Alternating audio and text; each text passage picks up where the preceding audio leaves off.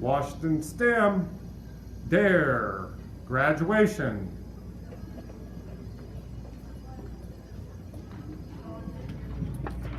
Hi, Darren! Look at Darren! Woo! Hi, Darren! Welcome, parents. Can we give the parents a round of applause real quick?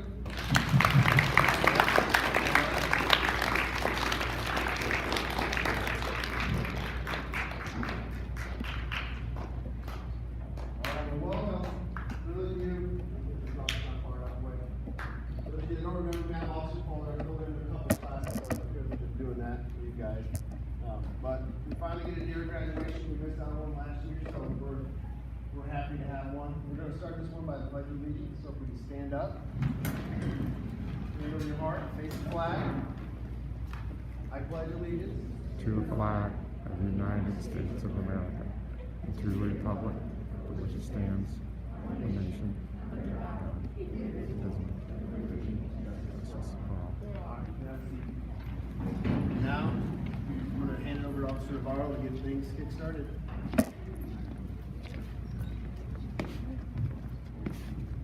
All right, guys. Well, I think the time has gone really fast with you guys this year. I can't believe school year's almost over. It's gone by really quickly. And I am so grateful that we made it, that we were able to survive this COVID school year. So as you can see, your D.A.R.E t-shirts are a commemorative shirt. I don't know if there'll hopefully not be another one like this, right? Hopefully through this year, this next year. So, as we get ready to celebrate your D.A.R.E graduation, I want you to think back about everything we talked about this year. Think about the lessons, think about the experiences. You got big support to me this year. Having my heart attack and going through all the things that I went through this year. D.A.R.E is a really big part of my life. You guys were a real big help and inspiration to get me back on the road to recovery. It's still, still making, still trying to get it done every day, but as we're going to do, we're just going to take it a step at a time. And I hope you guys are going to do that as you guys go forward this next year when we start middle school. So, we're going to start our class like we normally would by doing roar. D.A.R.E is going to be judging, along with Mr. Ray, this competition. Now, as promised, this is what we're playing for. It's going to be the D.A.R.E Cup. What do you think of this cup, D.A.R.E? Pretty good stuff, huh? Yeah, I like it too. And it's pretty heavy. Miss Bailey, come on up here real quick. So I want you to feel how heavy this cup is. Okay, let's see. Oh, okay. Yeah, it's pretty heavy, huh? Okay, this is ours. I'm just going to take it. Yeah? Sorry, it's All my right. glasses. I like it. So, as I was saying, as we step it up for next year, the 5th grade that you see walking these halls, they're going to be playing for this cup every week when we have D.A.R.E. So you guys, whoever wins, will get to take this bag and display it in the room. We're hoping that it'll be a big competition. And the rules are going to be pretty simple, guys. We got to do what we say what we're going to do. Respect, order, attitude, responsibility. If you're showing that, demonstrating that, if you're having good citizenship, we hear about it, that's going to go to your classroom goal. And as we promise that class next year, whoever, can have this trophy in their room the most, we're going to have a nice little, I'm thinking, party, maybe some pizza. We'll have to see how we're going to do that. So we're exploring a lot of different options, but we're hoping that, this will be a good motivation for you guys. Remember, that's all we want you guys to do, just be the best people you can possibly be. All right. So, who do you think we should have to go first? Officer Boyd. All right, Miss Bailey, let's see. You guys ready? Okay, 1 second, 1 second. Hold on. Okay. Don't be so quick, because parents, you at home, because this is YouTube Live. During this time, you can weigh in as well. So down there at the chat, you can chat in and say, this class was the loudest. So get ready, parents. This is participation for you too. We can see your comments So you can make a comment, parent. So get ready. Okay. All right. All right, parents, here we go. All right, you ready, guys? All right, go ahead and stand up. This may be fun. All right, Todd, you motivated right now. I guess we have some help up here. Mr. Culver's going to display the. You can definitely go a little louder, but we'll try to get up here as quick as possible. Yeah, all right. All right, we're on the count of 3. You ready, Darren? Count it off for me. Ready? 1, 2, 3. Respect, order, attitude, responsibility. You think I can do a little better than that, Darren? Yeah? Okay. Let's maybe have him hear it. Man. We need to hear it, right? Let's rock his mane, you know? Yesterday at Madison, his mane was so like, it was like he came out of a wind tunnel. They were yelling so loud that it made his hair really messy. All right? I think you guys can do the same thing. All right? Let's see. Hey, we got some parents at home that said, I couldn't even hear them. Did they? Come on. Little louder.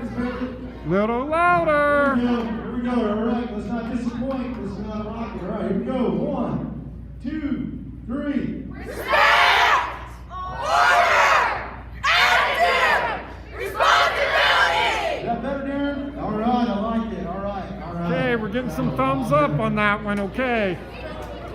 What do you think? This is Raiden's class. You guys do better? Yeah! All right, here we go. That's what we're playing for. All right, Darren, you want to count off? Here we go. 1, 2, and 3.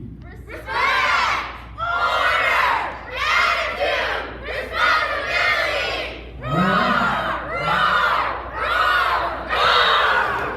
right. We got some. There, Darren, what do you think about that? Was that pretty good? All right. All right, we got some good thumbs up from parents on that one. All right.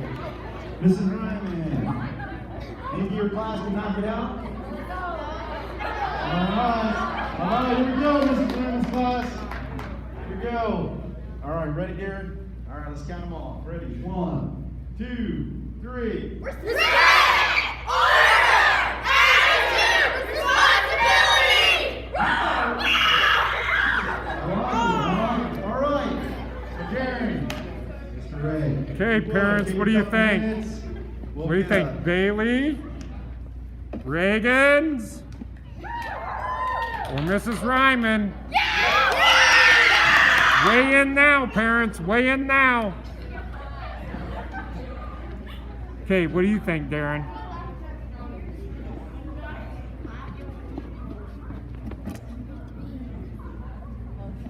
Okay, we have a winner.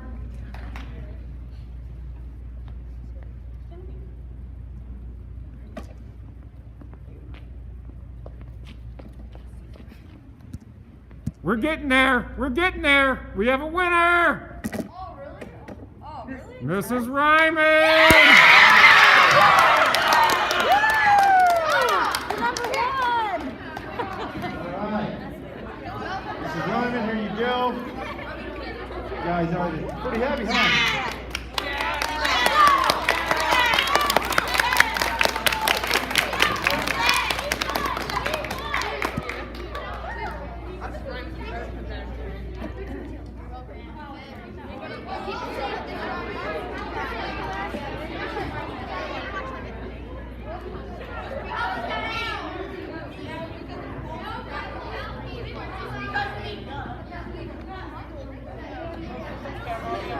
All right, guys. Good job. Good job. So, as you guys know, there's a lot of things that you have to do for D.A.R.E. Some of you really went above and beyond, and we really are happy with that. One of the big things that you guys had to do is write that essay. Okay. Now, this essay, we definitely hear the moans and groans. Oh, I don't like to do it. I don't want to do it. But you know, this is the part that we absolutely love, because we actually get to see what some of you guys understand, what you guys like. Okay, and this is something that we're going to go ahead and play. So, for this year's essay winners, here we go. Lillian Dunbar. Come on, Lillian.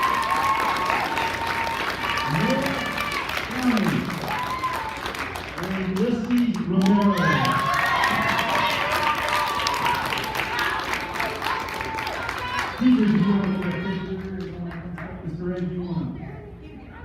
Yep, Ulysses. Nice job. This is definitely something that I hope you guys will remember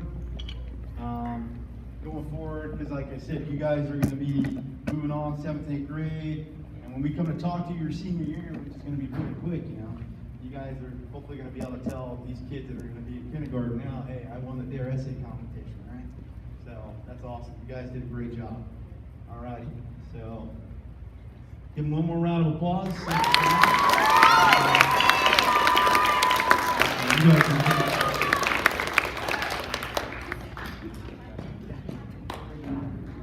All right. So,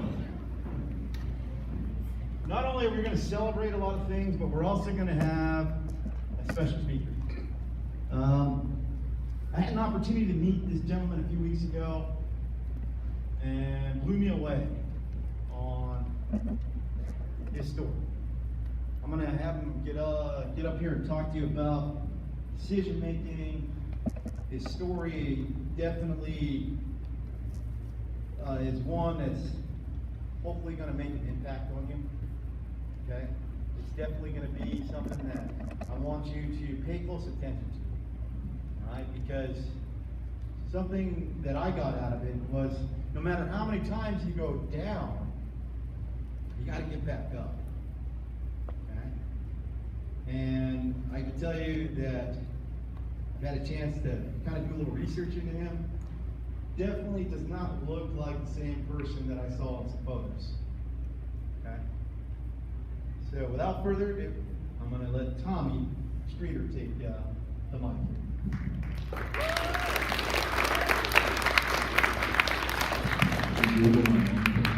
See my mug shots? Pretty good, huh? All right, guys. So like Officer Navarro said, my name is Tommy Streeter. I now work as the Community Outreach Coordinator for a drug and alcohol addiction treatment center in Fort Wayne. So, like Officer Navarro said, I'm here to talk to you guys about making good choices and how making poor choices negatively affected my life for a very long time. So I'm 28 years old, and honestly, it does not feel like that long ago where I was sitting where you guys are sitting now. I went to Madison Elementary School. Officer Holston was my D.A.R.E officer, so I went through all the things that you guys have been going through and doing with Officer Navarro and Officer Fuller this year. I remember a lot of it, but I did not, I learned a lot in D.A.R.E. I learned a lot from my teachers and from, the principals of the schools that I went to, and, I learned a lot of really good lessons, but my problem was I did not apply those lessons to my life once I left, once I got out of D.A.R.E, really, that, D.A.R.E was really good for me in 6th grade, and it helped me make good choices. But once I got into middle school, a lot of that changed. So really when it started to go downhill for me was when I started hanging out with some people that did not have my best interests in mind, and I also did not have their best interest in mind. And looking back at it now, I thought that those people were my friends, but they definitely were not my friends. And that was a very common theme throughout my life until I turned about 25, was I hung out with a lot of people that, they weren't making good choices, and that made it a lot easier for me to not make good choices. When I think about what the people that I grew up with, I was born and raised in Warsaw, and the kids that I grew up with and went to elementary school with and played basketball with, and all those kids that in middle school and high school, they were doing the right thing. They were going to class and they were hanging out with other people that were also doing the right thing and listening to what their parents and teachers and the lessons that they learned from the D.A.R.E officers.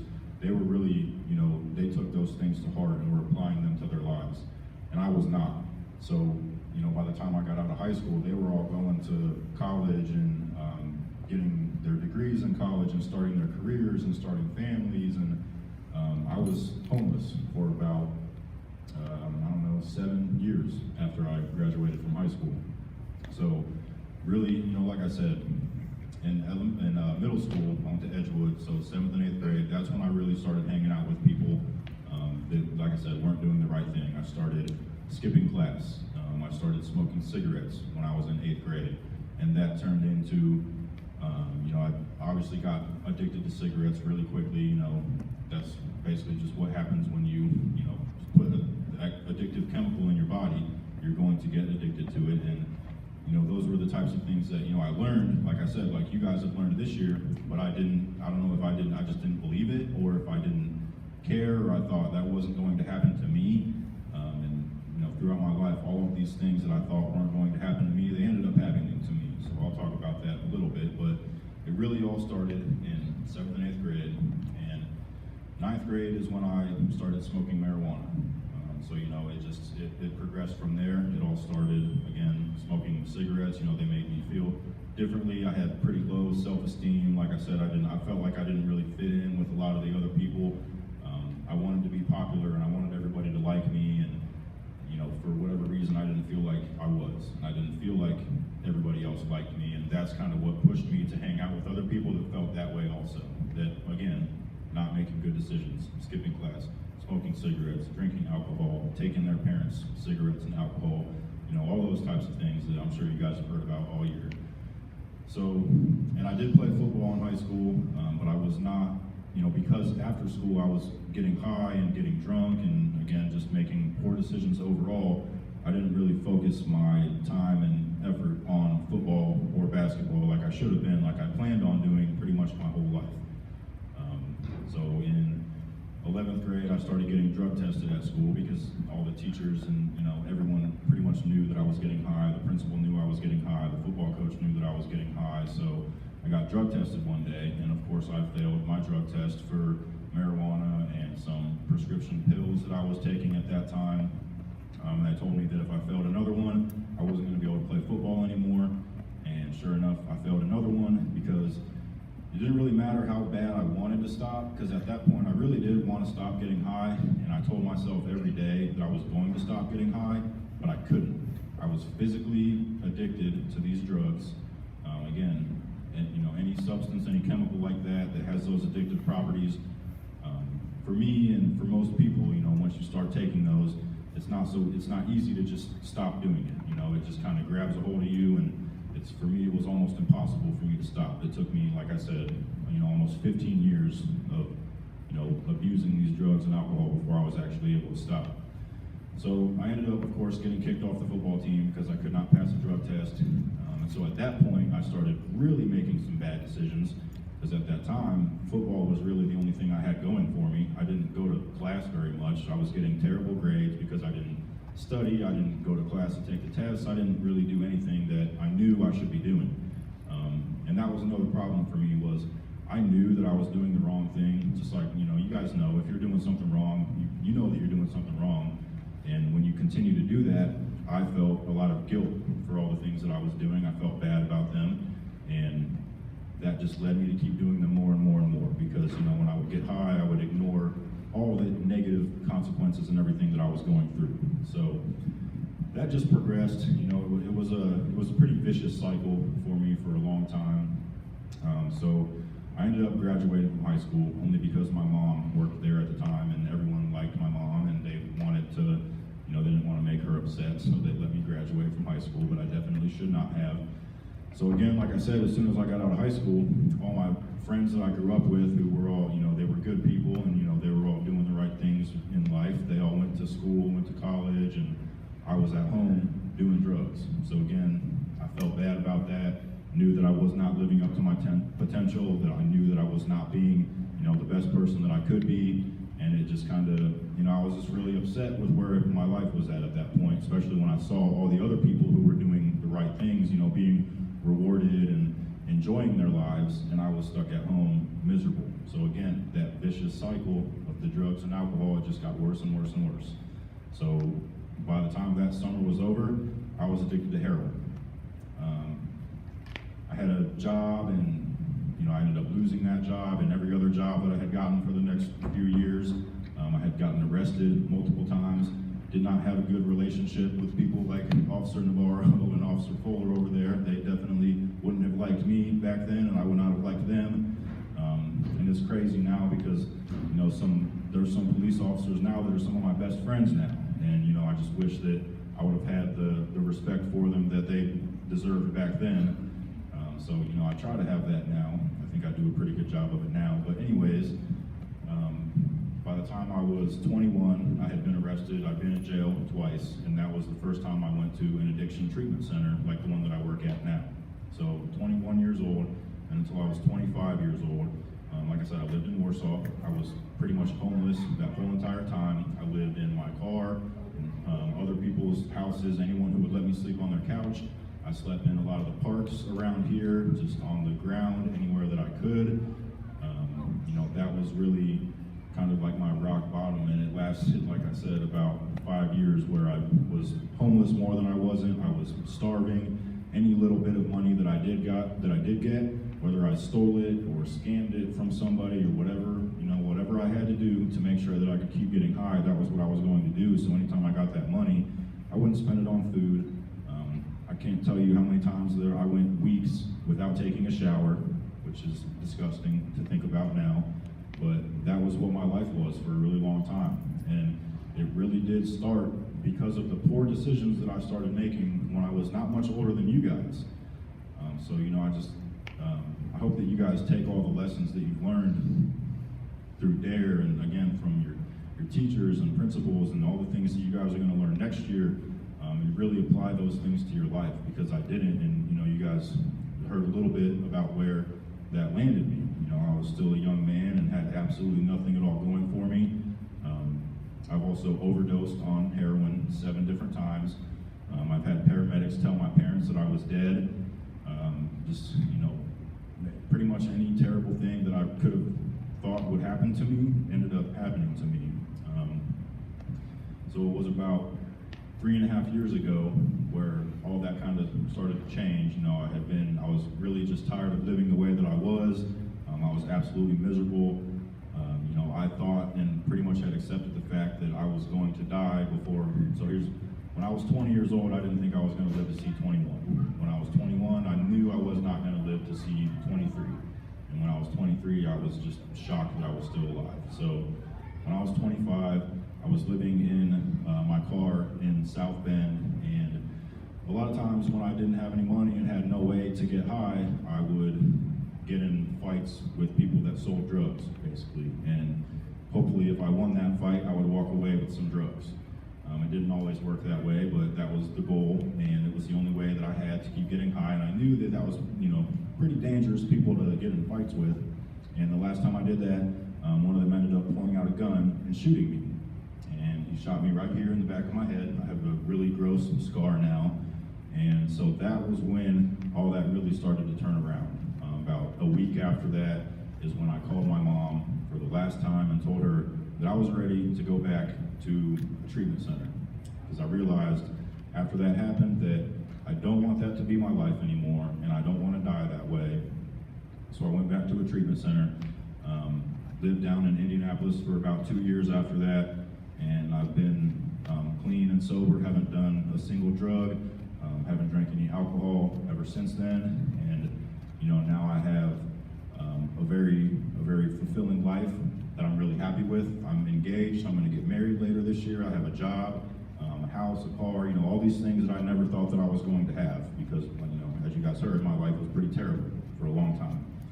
So again, you guys, I hope that, you guys all make the right choices, because again, you all know different from right and wrong. You've learned plenty this year through D.A.R.E. You've learned about how dangerous drugs and alcohol are. I didn't think that a lot of that was true, I guess, but I'm here to tell you every single thing that both of those guys have said about drugs and alcohol, and your teachers have said, and what your parents have told you, it's true. I promise you it is. I did not think it was, and you guys see where that landed me. So congratulations to all you guys. Congratulations to all of you that won the essays. Thank you guys very much for listening to me, and I wish you all the best of luck in the coming years. And go Madison Cardinals.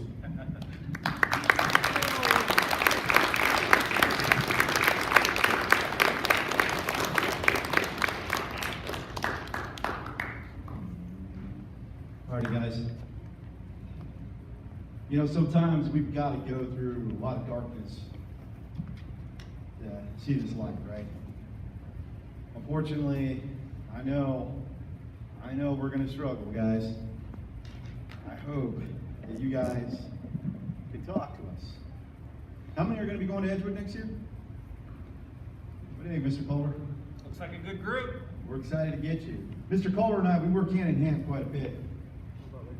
And, any Lakeview? Anybody go to Lakeview? Oh, yeah. All right. Yeah, there you go. I went to Lakeview. I love you. Sorry Mom. about your luck. Yeah. But I just want to let you guys know that Officer Fuller, myself, Mr. Culver, we're going to be your biggest advocate. We're going to work with you. We're going to fight for you. We're going to do everything we possibly can to make sure that your middle school experience is going to be a good one. But remember, it's all on you. It's going to be your attitude, the respect. If you have respect for us, we're going to have a lot of respect for you. And take that responsibility seriously, guys. Okay? Every day. You don't know when that's going to be your last. Okay? Like I said, I had a very close experience myself. And the only thing I can think about just laying in a hospital bed is, what haven't I not done? You know, why, what else do I need to do? Okay? I've always made this my mission. To serve you guys, serve my community, and to make sure that we turn out the very best students here at Warsaw. Like I said, I graduated here in 1997. I love this community. And, I love you guys.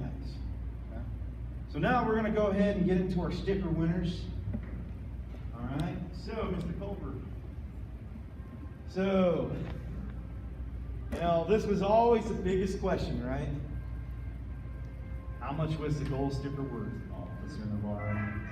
This was the question all year round, right? All year long, and well, you guys end up finding out. Parker, you'll come on up. Going in again. And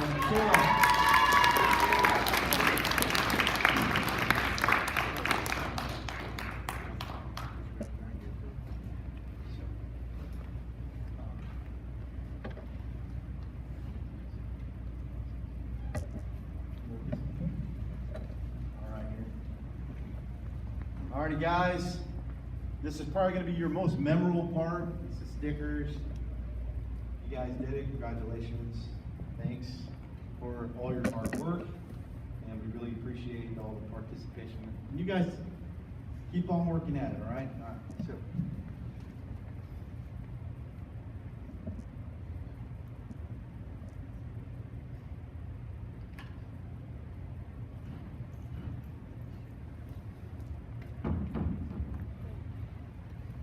All right, go ahead and return thank you, guys. Thank you. Parker, You wanna run? Parker. Oh, Parker.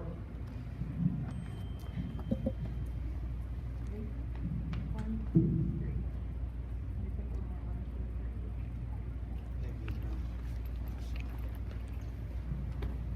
All right.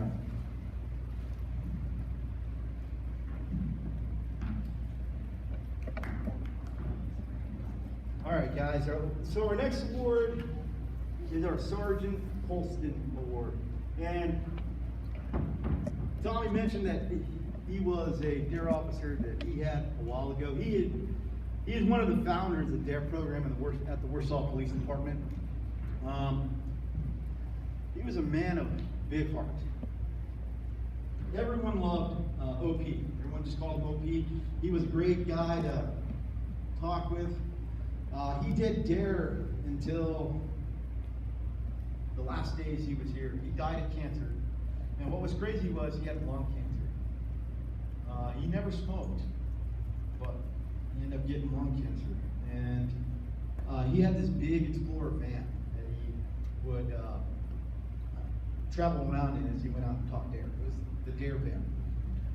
And there'd be times that he wouldn't even have enough oxygen to teach.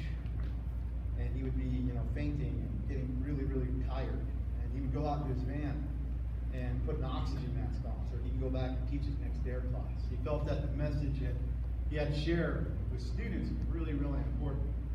Anybody I've ever talked to about D.A.R.E in this community remembers OP. So when he passed away, we came up with a special award for this man. Now,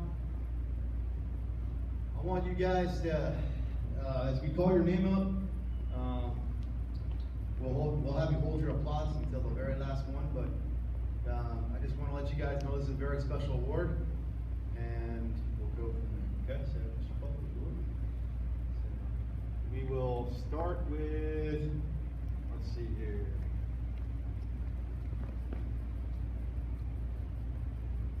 Jeremiah. Come on up. Our next one, Shane.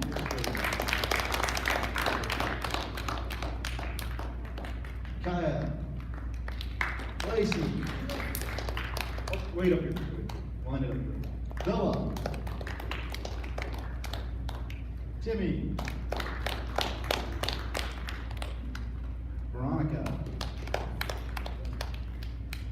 Maya. And Warren. All right. So let's get a big line here.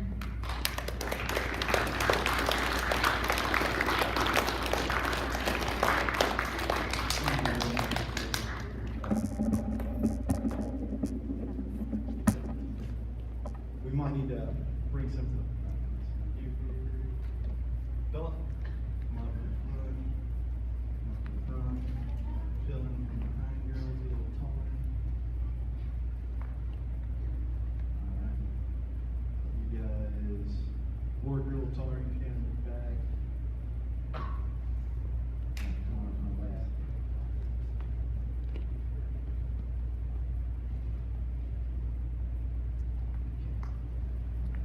Okay.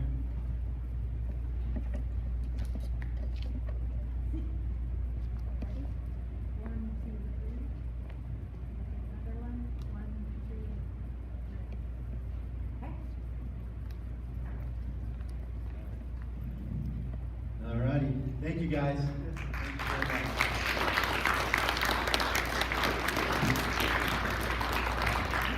Alright, and our final award, this is our Student of the Year.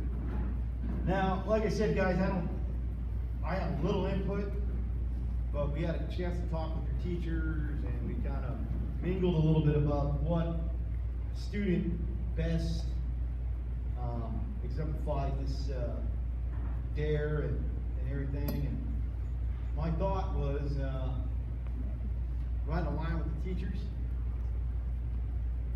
And go ahead, Mr. Culver, and this is who our D.A.R.E. Student of the Year is going to be. Michaela Rapp.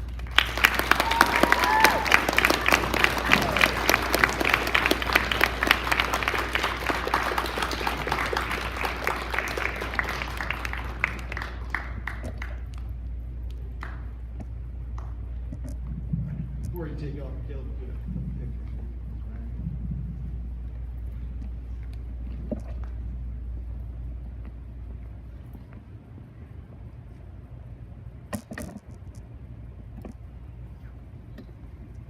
Yeah, get up here, Miss Ray. Ready? One, two, three. One more. One, two, three.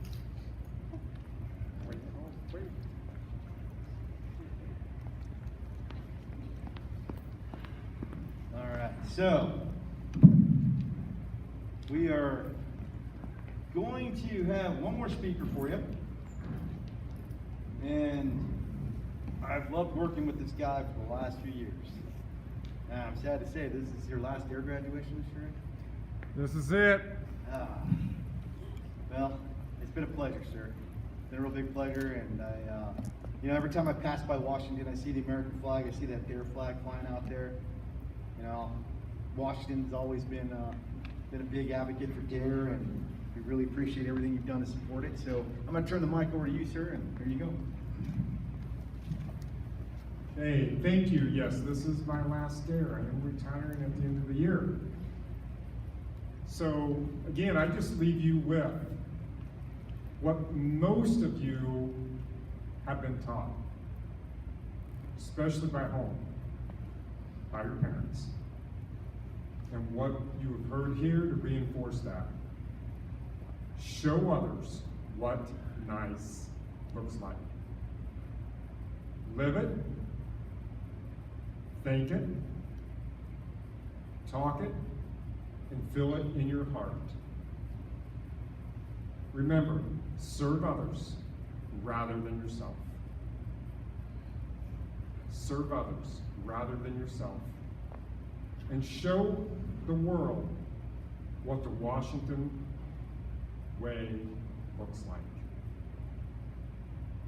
So, I applaud all you. Hats off. You've done it. I love you all very much. And until we see each other again, which we still have some more days, remember, live the Washington way. Thank you.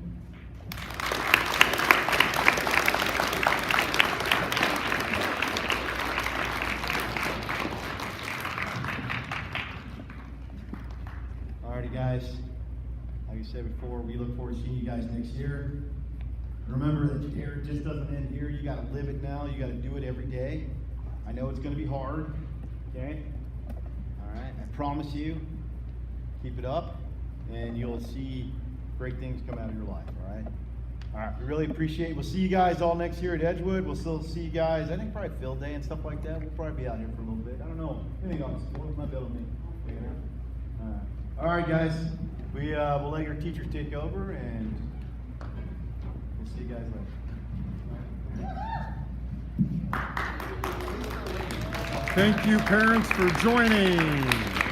Everyone have a nice evening and always be safe.